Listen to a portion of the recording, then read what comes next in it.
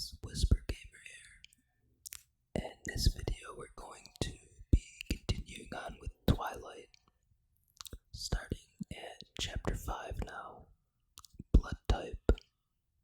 I made my way to English in a daze. I didn't even realize when I first walked in that class had already started. "Thank you for joining us, Miss Swan," Mr. Mason said in a disparaging tone. I flushed and hurried to my seat. It wasn't until class ended that I realized Mike wasn't sitting in his usual seat next to me. I felt a twinge of guilt, but he and Eric both met me at the door as usual, so I figured I wasn't totally unforgiven. Mike seemed to become more himself as we walked, gaining enthusiasm as he talked about the weather report for this weekend. The rain was supposed to take a minor break, and so maybe a beach trip would be possible. I tried to sound eager to make up for disappointing him yesterday. It was hard, rain or no rain. It would still only be in the high 40s, if we were lucky. The rest of the morning passed in a blur. It was difficult to believe that I hadn't just imagined what Edward had said, and the way his eyes had looked. Maybe it was just a very convincing dream that I'd confused with reality. They seemed more probable than that I really appealed to him on any level.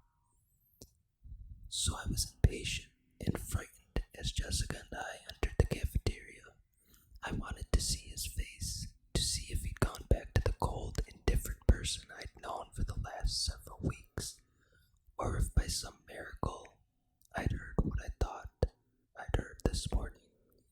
Jessica babbled on and on about her dance plans. Lauren and Angela had asked the other boys, and they were all going together. Completely unaware of my inattention, disappointment flooded through me as my eyes unerringly focused on his table. The other four were there, but he was absent. Had he gone home? I followed the still babbling Jessica through the line, crushed. I'd lost my appetite. I bought nothing but a bottle of lemonade. I just wanted to go sit down and sulk. "Edward Cullen is staring at you again," Jessica said, finally breaking through my abstraction with his name. I wonder why he's sitting alone today. My head snapped up. I followed her gaze to see Edward smiling crookedly, staring at me from an empty table across the cafeteria from where he usually sat. Once he'd caught my eye, he raised one hand and motioned with his index finger for me to join him. As I stared in disbelief, he winked.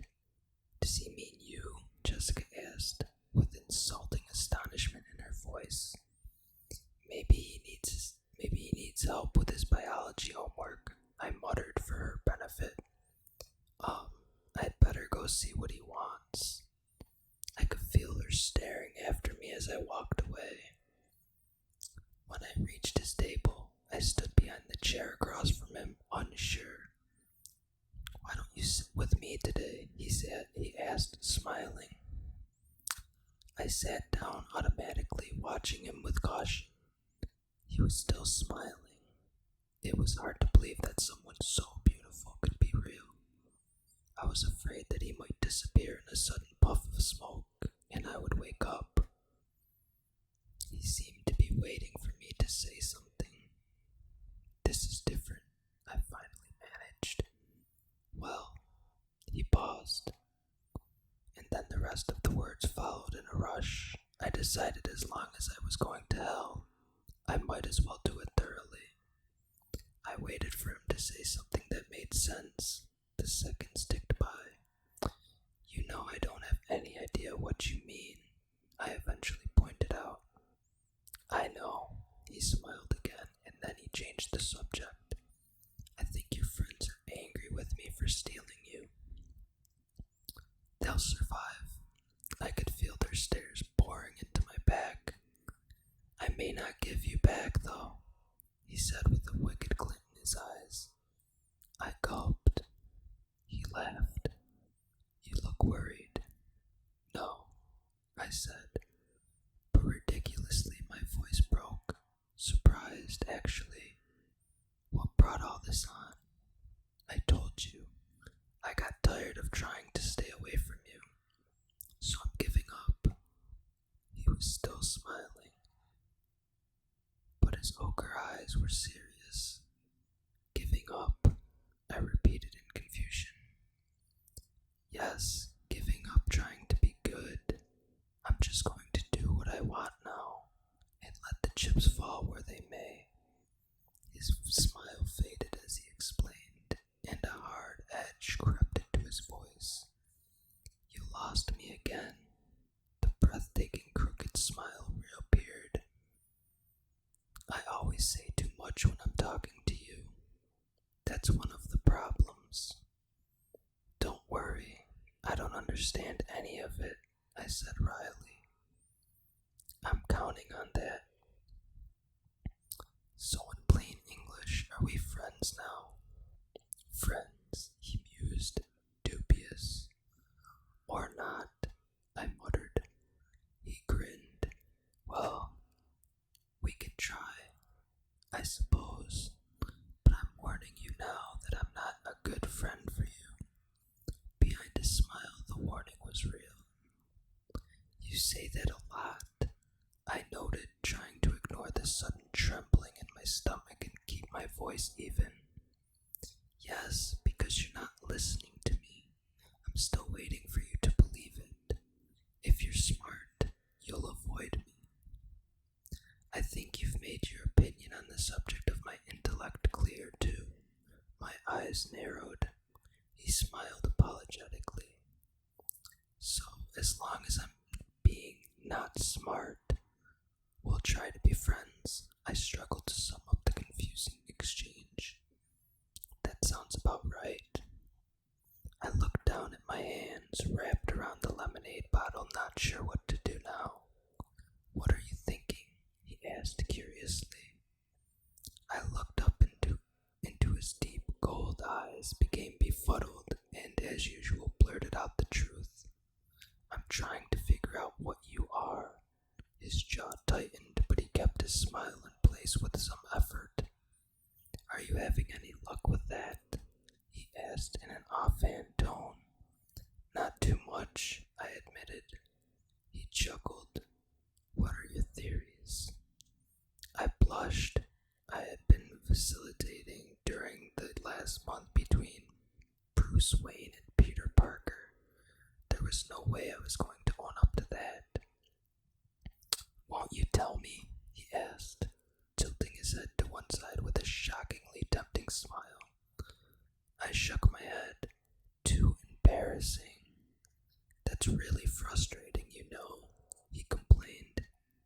No, I disagreed quickly, my eyes narrowing. I can't imagine why that would be frustrating at all, just because someone refuses to tell you what they're thinking, even if all the while they're making cryptic little remarks specifically designed to keep you up at night, wondering what they could possibly mean. Now, why would that be frustrating? He grimaced. Or better, I continued, the pent-up annoyance flowing freely now. Say that person also did a wide range of bizarre things, from saving your life under impossible circumstances one day to threatening you like a pariah the next. And he never explained any of that either, even after he promised. That also would be very non-frustrating. You've got a bit of a temper, don't you? I don't like double standards. We stared at each other, unsmiling. He glanced over my shoulder and then unexpectedly he snickered. What? Your boyfriend seems to think I'm being unpleasant to you. He's debating whether or not to come break up our fight. He snickered again. I don't know who you're talking about, I said frostily, but I'm sure you're wrong anyway. I'm not. I told you, most people are easy to read. Except me, of course. Yes, except for you. His mood shifted suddenly. His eyes turned brooding. I wonder why that is. I had to look away from the intensity of his stare. I concentrated on unscrewing the lid of my lemonade.